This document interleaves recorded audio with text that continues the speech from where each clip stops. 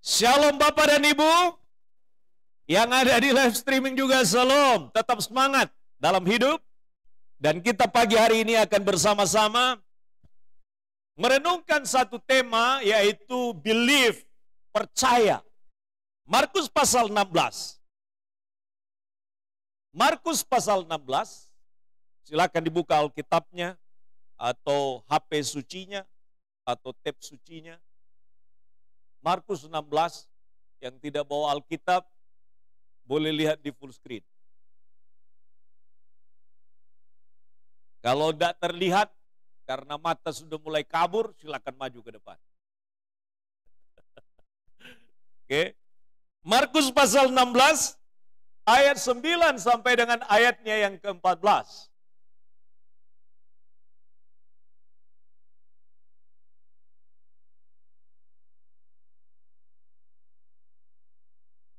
Sudah dapat Bapak dan Ibu? Sudah? Nah, kalau sudah dapat, nanti setelah selesai membaca, tolong Alkitab tetap terbuka, jangan ditutup. HP jangan dimatikan. Ya, oke. Baik, silakan Bapak Ibu mengikuti dan saya akan membacanya. Silakan mengikuti di teks yang di tangan atau di full screen. Demikian firman Tuhan. Markus pasal 16 ayat 9 sampai 14. Setelah Yesus bangkit pagi-pagi pada hari pertama minggu itu, ia mula-mula menampakkan dirinya kepada Maria Magdalena. Daripadanya Yesus pernah mengusir 7 setan. Lalu perempuan itu pergi memberitahukannya kepada mereka yang selalu mengiringi Yesus, dan yang pada waktu itu sedang berkabung dan menangis. Tetapi ketika mereka mendengar bahwa Yesus hidup dan telah dilihat olehnya, mereka tidak percaya. Sesudah itu ia menampakkan diri dalam rupa yang lain kepada 2 orang dari mereka, ketika keduanya dalam perjalanan keluar kota.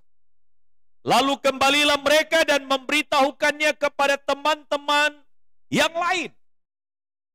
Tetapi kepada mereka pun teman-teman itu tidak percaya. Akhirnya ia menampakkan diri kepada ke-11 orang itu.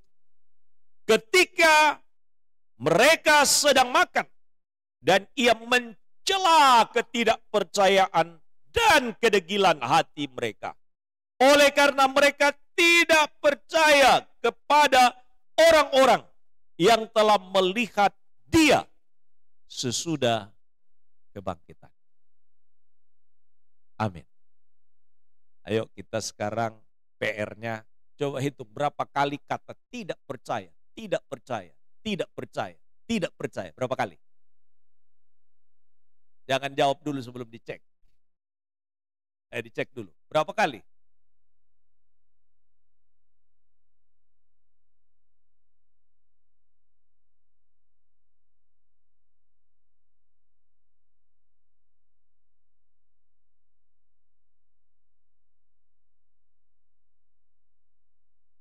Pinten Bapak Ibu?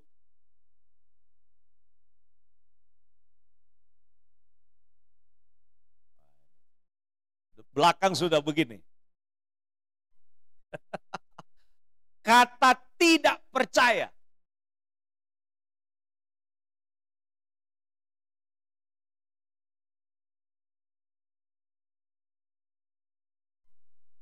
Tidak termasuk ketidakpercayaan. Hanya tidak percaya saja. Kita harus sepakat dulu. Kalau ternyata berbeda jawabannya, saya langsung pimpin perjamuan.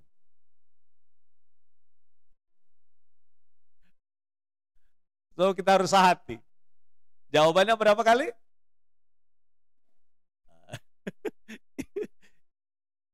Ibu 2 kali.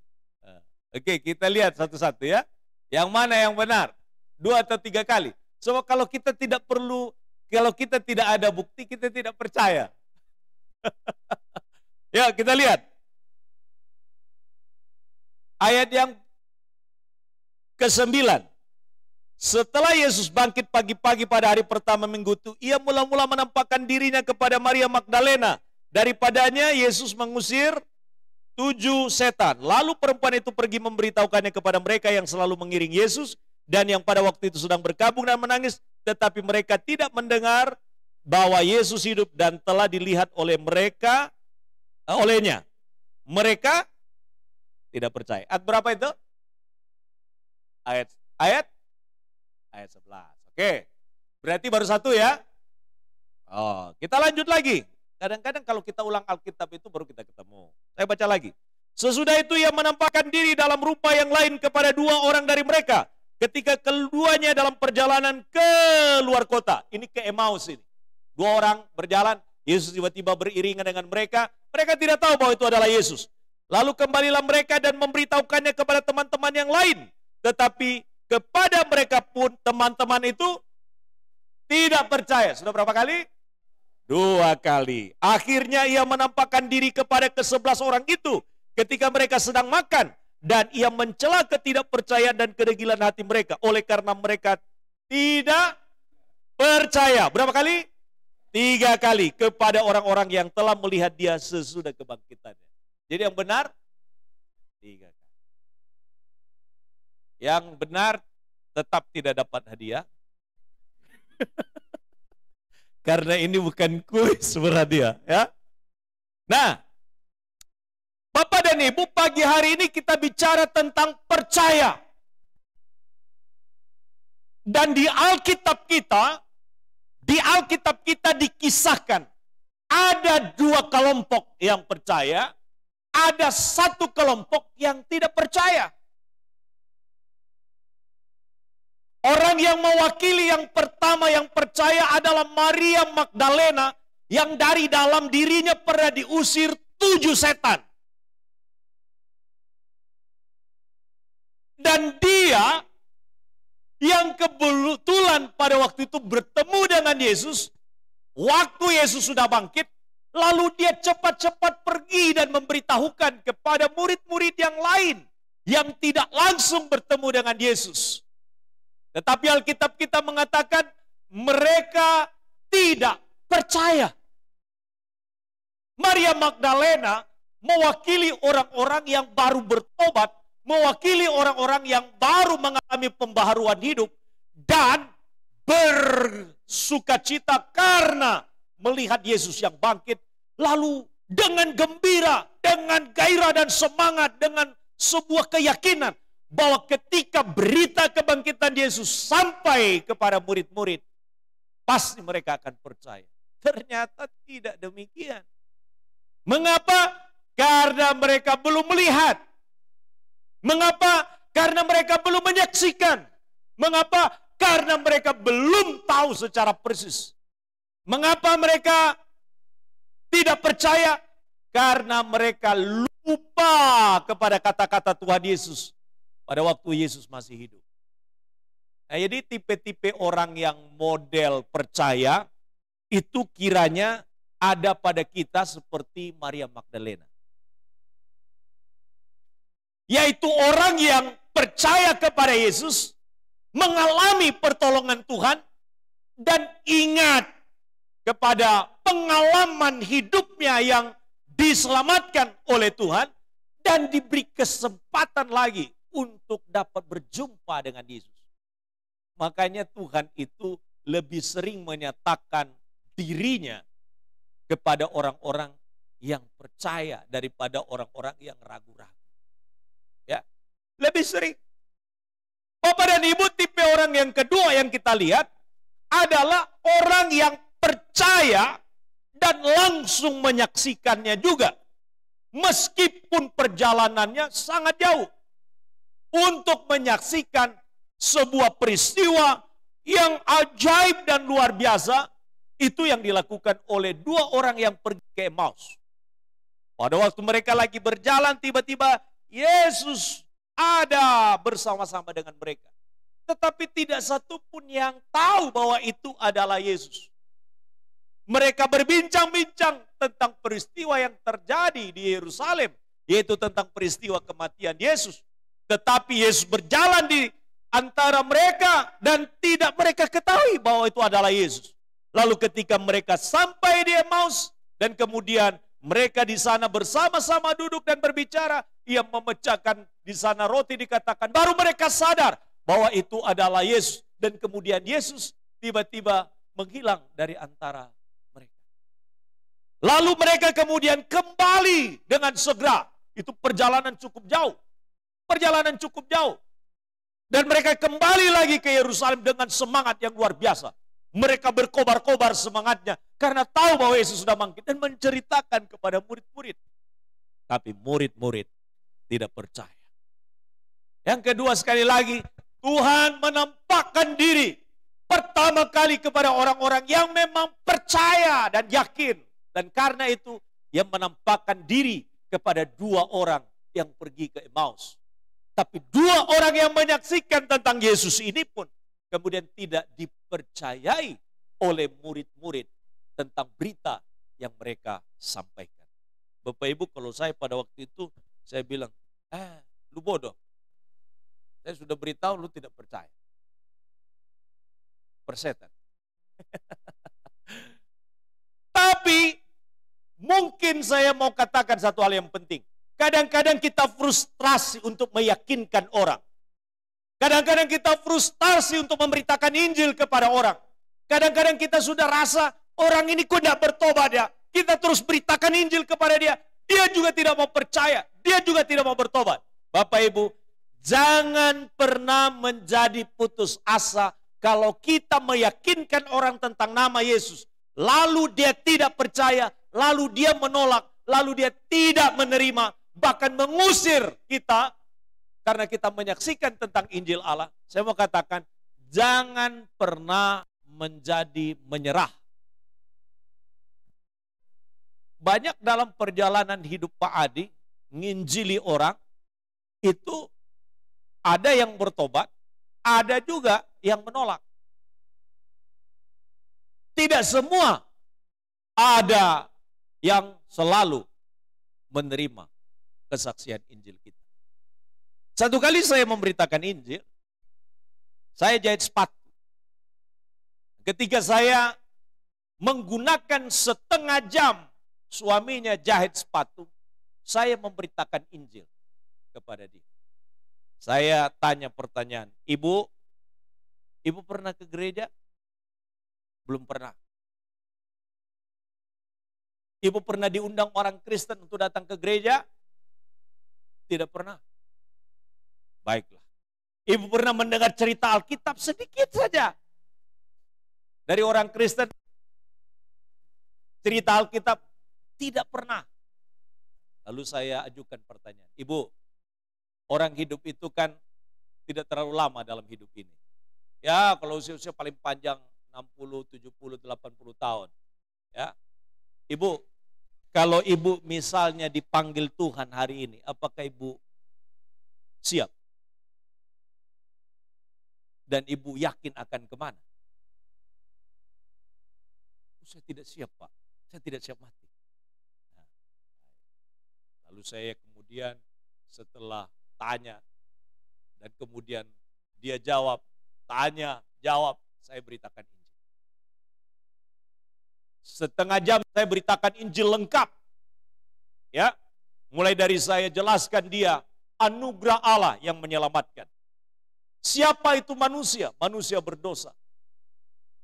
Ya, saya jelaskan dulu siapa itu Allah. Silakan saya tanyakan dia, siapa Allah menurut ibu? Ya, Allah itu adalah Allah yang seperti apa dalam bayangan ibu? Lalu saya jelaskan dia, Allah itu kasih tapi juga Allah itu adil. Kalau dia kasih, dia mau menyelamatkan kita. Tapi kalau dia adil, dia menghukum dosa kita. Lalu saya jelaskan siapa manusia? Manusia adalah manusia yang berdosa. Tidak satupun manusia yang suci dalam dunia ini. Mereka adalah orang-orang berdosa dan orang berdosa dilemparkan ke neraka akhir kehidupannya. Lalu saya jelaskan, ada anugerah Allah. Anugerah Allah seperti orang yang diberi hadiah. Lalu kalau dia diberi hadiah, apa yang harus kita lakukan? Kita mengulurkan tangan menerima hadiah itu. Ada nggak orang yang kemudian tolak hadiah ketika diberi? Mungkin juga ada. Sama seperti itu, Allah menawarkan anugerah kepada kita, keselamatan kepada kita. Tetapi mungkin kita katakan, mau nanti saja. Lalu saya jelaskan lagi, sama seperti perahu, kalau kita kemudian tenggelam di laut, ada perahu yang lewat, dan kemudian orangnya berkata begini, Pak silakan naik. Lalu Bapak bilang, enggak, saya cukup di sini saja, di atas dari potongan kayu ini. Selamat jalan, silakan jalan. Saya kira hanya orang bodoh saja yang tidak mau naik ke atas perahu untuk keselamatan dirinya. Saya jelaskan itu. Kemudian saya menjelaskan tentang siapa Yesus Kristus. Saya jelaskan dia jalan kebenaran. Barang siapa percaya akan diselamatkan. Saya jelaskan dia di Kisah Rasul 4:12. Keselamatan tidak ada di dalam siapapun juga selain di dalam dia. Sebab di bawah kolong langit ini tidak ada nama lain yang olehnya kita dapat diselamatkan. Lalu saya kemudian jelaskan tentang iman. Iman itu adalah sebuah tindakan. Iman itu adalah sebuah respon. Iman itu adalah sebuah kesediaan diri untuk keluar berpindah dari keyakinan, dari kepercayaan kita sebelumnya. Dan berpindah sekarang dengan mengandalkan Yesus Kristus. Lalu saya tanya, apakah ibu mau percaya kepada Yesus Kristus? Dan mengalihkan keyakinan ibu kepada keyakinan yang sementara, kepada keyakinan kepada Yesus Kristus. Lalu dia bilang, saya menerima. Lalu saya bimbing dia. Sekarang ibu, karena ibu sudah sungguh-sungguh percaya kepada Yesus, yakin betul, maka saya akan berdoa untuk ibu. Ikut doa saya. Tuhan Yesus, saya hari ini menerima Engkau sebagai Tuhan dan Juru Selamat. Kuduskan hidup saya dan terimalah saya sebagai milik kepunyaanmu, menjadi anakmu.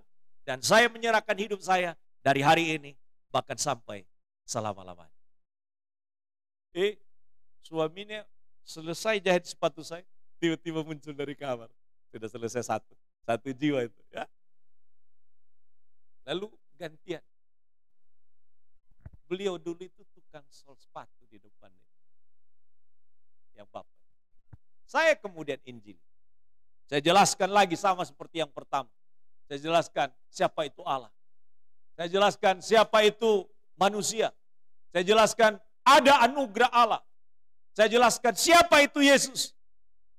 Nah, saya jelaskan apa itu iman. Waktu saya bertanya kepada dia, setelah saya jelaskan semua, apakah Bapak mau menerima Yesus? Mau beriman kepada Isa Al-Masih alaihissalam? Lalu dia bilang begini, Pak, saya pikir-pikir ya Pak. Saya pikir-pikir. Nah, ada dua jenis orang tinggal di dalam satu rumah, memberi respon yang berbeda. Satu diselamatkan karena iman, satu masih mikir-mikir. Saya bilang kepada beliau, Pak, mikirnya jangan terlalu lama Pak. Karena Gusti Allah sebentar lagi itu akan datang. Nanti kalau terlambat, kalau Bapak masih diberi usia panjang, puji Tuhan. Tapi kalau usianya kita ini kan tidak tahu kapan kita dipanggil Tuhan. Bapak Ibu, kita percaya.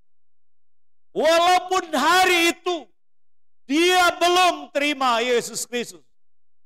Saya percaya Roh Kudus terus bekerja dari firman yang diberitakan.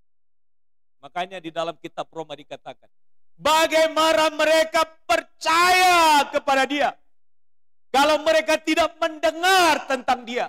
Bagaimana mereka mendengar tentang dia kalau tidak ada yang memberitakan? Bagaimana mereka bisa memberitakan tentang dia kalau tidak ada yang diutus? Karena itu orang percaya pergi dan diutus Tuhan di tempat kerja kita, di keluarga kita, di masyarakat kita, di tempat kita beraktivitas, Tuhan utus kita. Tapi jangan diam. Beritakan tentang Injil. Melalui apa? Melalui kesaksian hidup kita. Melalui kata-kata dari firman yang kita terima. Dan melalui keajaiban dan mujizat yang kita alami dalam hidup kita. Supaya orang menjadi percaya. Nah, ketika kita memberitakan, mereka melihat tentang kesaksian hidup kita, maka itu akan membuat mereka oleh pekerjaan Roh Kudus hatinya diubahkan. Kita tidak dapat membuat orang lain berubah kecuali Roh Kudus menjamah hatinya dan memulihkan hatinya untuk datang kepada Yesus Kristus. Karena itu keluarga-keluarganya, orang tuanya yang belum percaya kepada Tuhan, saudara-saudaranya yang belum percaya kepada Tuhan, jangan pernah berhenti setidak-tidaknya mendoakan untuk keselamatan mereka. Setiap kali kami berdoa untuk keluarga, apa doa kami? Tuhan berikan keselamatan kepada orang-orang yang ada di sekitar kami. Supaya ketika mereka percaya kepadamu, mereka diselamatkan. Sebab tanpa mengenal Engkau dan percaya kepada Engkau, mereka tidak dapat terselamatkan. Tuhan selamatkan. Ada lagi pengalaman saya injili puluhan tahun. Sudah puluhan tahun. Tahu-tahu ketemu dengan saya. Dia sudah percaya Yesus. Kita susah memahami. Kita sudah susah untuk memikirkan. Karena masalah percaya itu masalah keputusan pribadi. Karena itu suami istri tidak bisa nunut imannya istri. Suami tidak bisa nunut imannya istri. Iman istri tidak bisa nunut kepada iman suami. Tidak bisa. Karena masalah percaya, masalah keputusan pribadi. Amin. Makanya kita kadang-kadang kenapa kita itu tidak yakin betul dengan iman kita. Mulai goyah ketika orang lain kemudian coba juga untuk menginjili kita. Meyakinkan dengan keyakinan yang lain. Karena kita tidak yakin dengan iman kita. Mengapa banyak orang berpindah keyakinan, meninggalkan Yesus? Karena mereka tidak memahami apa yang mereka percayai. Mereka hanya melok gereja. Melok Yesus, tapi tidak tahu apa artinya ke gereja. Apa artinya ikut Yesus. Ke gereja itu punya makna apa? Kita adalah orang-orang gereja. Dari kata igrea, artinya orang yang dipanggil dari gelap menuju kepada terang. Jadi orang-orang gereja itu orang-orang yang hidupnya terang. Maka kalau kehidupan orang Kristen itu kehidupan yang terang, maka dia menyinari orang lain melalui kehidupan. Katakan amin. Nah, lihat wajahnya bersinar atau tidak. Kalau tidak bersinar, saya nanti arahkan lampunya. Bersinar atau tidak? Atau selalu mendung kelabu wajah kita? Coba lihat dulu. Coba lihat. Lihat wajahmu ada kelihatan tidak terangnya? Atau kelihatan sudah mulai agak gelap begitu? Karena semua yang dari hati itu terpancar keluar. Makanya orang Kristen itu jangan mahal senyum. Murah senyumlah. Karena dua manfaat. Yang pertama, orang jadi senang ketemu dengan orang yang murah senyum daripada orang yang senang cemberut. Coba saya tanya kepada Bapak Ibu. Bapak Ibu senang ketemu dengan orang yang murah senyum atau senang ketemu dengan orang yang cemberut?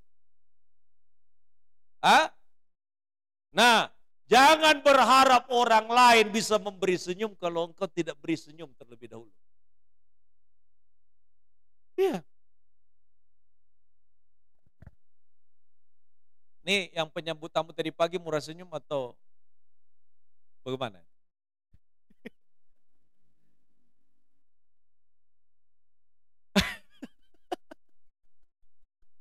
Ini Pak Sidu sudah mulai lihat saya. Karena hidup orang percaya itu bukanlah kamuflase. Bukanlah yang dibuat-buat. Tapi betul-betul lahir dari dalam kehidupan Kristen yang disebut dengan tadi itu gereja. Gereja itu orang-orang yang dipanggil dari gelap menuju kepada terangnya yang ajaib. Maka orang-orang gereja itu orang-orang yang menggambarkan kehidupan yang terang benderang. Amin. Ini khotbah masih lanjut atau sampai di sini aja? Lanjut atau sampai di sini? Lanjut ya. Bapak dan Ibu, di bagian yang terakhir, setelah kita bicara tentang orang yang percaya, ada yang tidak percaya. Murid-murid ini 3,5 tahun sudah bersama-sama dengan Yesus. Jadi kadang-kadang begini loh, ikut Yesus itu karena hanya ada kepentingannya tok. Melok Gusti itu karena apa? Karena ada untungnya tok. Pada waktu keadaannya tidak menguntungkan, Yesusnya ditinggal. Maka model kepercayaan seperti ini adalah percaya karena ada sesuatu. Percaya karena, padahal percaya itu mestinya titik. Percaya titik, bukan percaya karena. Saya percaya Yesus karena Dia tolong saya. Kalau ternyata hidup saya ada banyak persoalan, Saya tidak percaya lagi. Nah, ini namanya percaya koma. Makanya orang percaya itu hidupnya karena percaya koma, ya itu sesak napas dalam hidup. Tapi kalau percaya titik, itu apapun yang terjadi, aku tetap percaya Yesus. Aku tetap melok Gusti. Orang lain tidak percaya, silakan. Tapi saya tetap percaya. Begitu. Yang lain ragu-ragu, saya tetap yakin. Makanya Bapak Ibu, kalau kita ragu-ragu, orang lain bisa kecelakaan. Makanya kalau bawa sepeda motor di jalan kan tidak jelas, ke kiri ke kanan, tidak jelas. Kalau kita jelas di mana posisinya, jalannya lurus, orang yang ikut di belakang kita itu tidak bingung. Makanya kalau kita ragu-ragu ikut Yesus, orang lain itu bisa akhirnya terpengaruh keraguan-raguan kita. Tapi orang di kelompok pertama tadi, Maria Magdalena, sekalipun murid-murid tidak percaya, mereka tetap percaya. Yang dua dari Emmaus tadi, sekalipun 11 murid yang lain mereka beritakan tidak percaya, mereka tetap percaya. Maka ketika Yesus melihat 11 murid, orang yang 3,5 tahun bersama-sama dengan dia, tidak percaya. Ini berarti 3:11. Ya kan? 3:11. Padahal yang 11 ini murid-murid langsung. Yang dua ini sebenarnya murid tidak langsung. Ya. Jadi perhatikan Bapak Ibu. Yang terjadi adalah jumlahnya lebih sedikit yang tidak percaya dengan orang yang tidak percaya. Nah, ini ada satu penjelasan. Mayoritas tidak selalu menunjukkan bahwa keyakinan itu pasti benar. Dan kalau jumlahnya minoritas kecil, juga tidak memastikan bahwa pasti mereka tidak benar.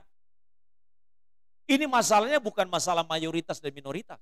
Ini masalahnya adalah apakah keyakinan yang kita jalani itu ada kepastiannya atau tidak. Maka di dalam iman Kristen tidak ada keraguan soal keselamatan kita. Kalau engkau percaya kepada Yesus, dia adalah pemilik daripada sorga itu. Ia yang menjamin, bukan manusia yang menjamin. Makanya iman Kristen itu bukan hanya sekedar beragama. Iman Kristen itu bicara tentang hidup mati kita setelah kematian. Karena itu jangan pernah ragukan iman di dalam Yesus Kristus. Anak-anak yang masih muda-muda, ya remaja-remaja pemuda, cari jodoh yang sudah percaya Yesus. Kalau sempat dapat pacar belum percaya Yesus, bawa ke gereja supaya kita beritakan Injil kepada dia. Supaya kemudian setelah percaya kepada Yesus, mereka imannya kepada Yesus. Ini contoh-contoh beberapa ini. Ada satu, ada dua, mana lagi? Mana lagi? Nah, ini dalam ruangan ini ada dua ini, dibawa sama pacarnya di Injil. Wah, 3.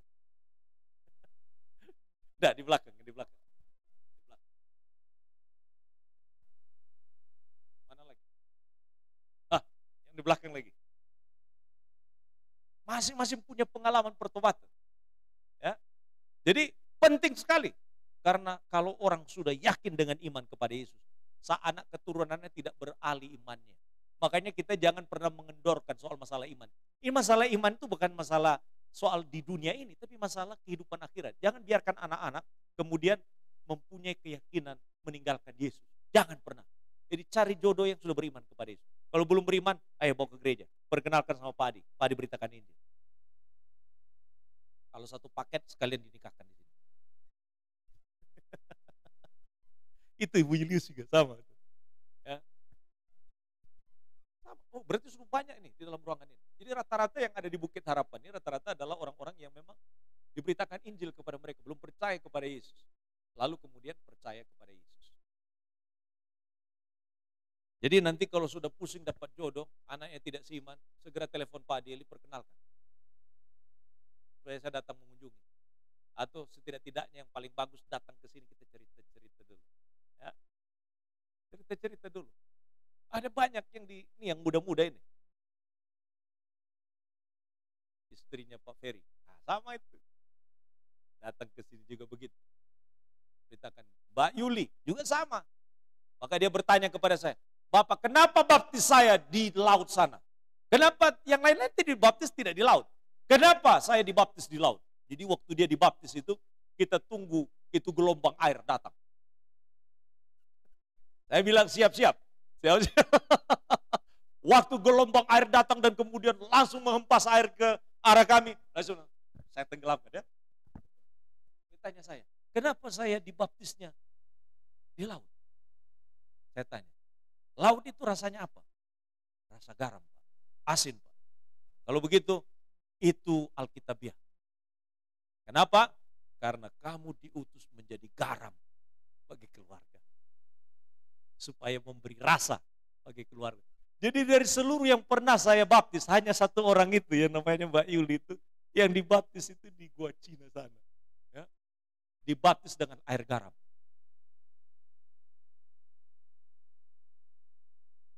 Ada yang mau dibaptis ulang? Karena kurang yakin? Boleh, nanti saya bawa ke sana lagi. Tapi persoalannya bukan masalah bolak-balik dibenamkannya. Tapi yang penting adalah terangnya itu makin bercahaya. Amin. Dan makin mantap. Nah, karenanya Tuhan katakan kepada yang 11 orang itu. Tuhan kemudian menegur mereka. Itu sebagai kalimat yang terakhir sebelum kita tutup dan masuk dalam perjamuan. Ia menampakkan diri kepada ke-11 orang itu ketika mereka sedang makan. Dan ia mencela ketidakpercayaan mereka. Tuhan tidak senang orang-orang yang tidak percaya. Dan kedegilan hati mereka itu keras. Degil itu artinya apa? Gak ada sama sekali hati yang terbuka. Dia mencela kedegilan hati mereka. Oleh karena mereka tidak percaya kepada orang-orang yang melihat dia sesudah kebangkitan. Maka Tuhan mau sebenarnya untuk ngecek kepercayaan kita. Nah, ini yang ada di dalam ruangan ini. Orang-orang yang luar biasa. Saudara tidak mengaminkan kalau saudara luar biasa? Hah? Kurang yakin saya.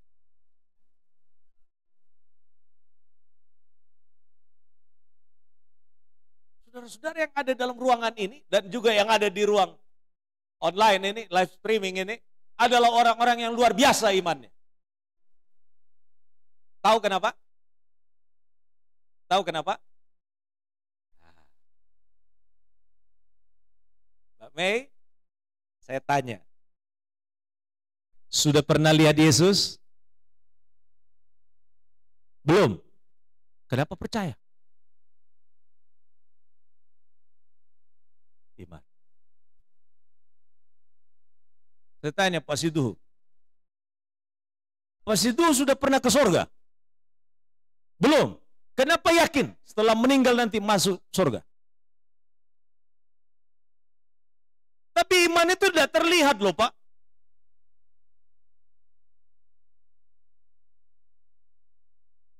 Roh dengan roh. Antara roh siapa dengan roh siapa Pak? Dengan rohnya Bapak. Jadi Bapak yakin ya? Pasti ya. Bu Julius, sudah pernah mampir di Taman Firdaus, Bu? Belum pernah. Kenapa Ibu yakin kalau nanti dipanggil Tuhan pasti ke sana?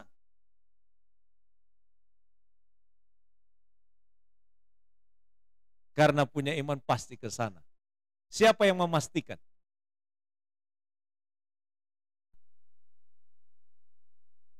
Siapa yang memastikan? Yesus. Kenapa kecil suaranya? Orang yakin itu dia ngomongnya jelas. Karena Yesus. Hah? Karena orang ragu-ragu biasanya. Iya kalau benar. Kalau tidak. Oke.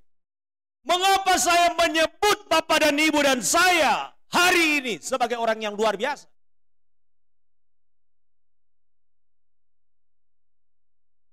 Tahu jawabannya?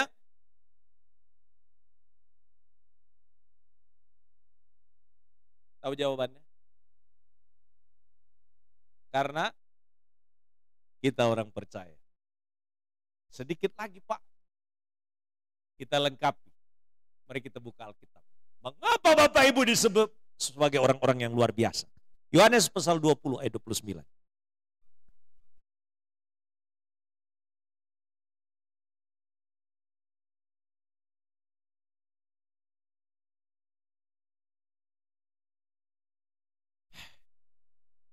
Ini kisahnya Thomas itu mewakili orang-orang yang tidak percaya.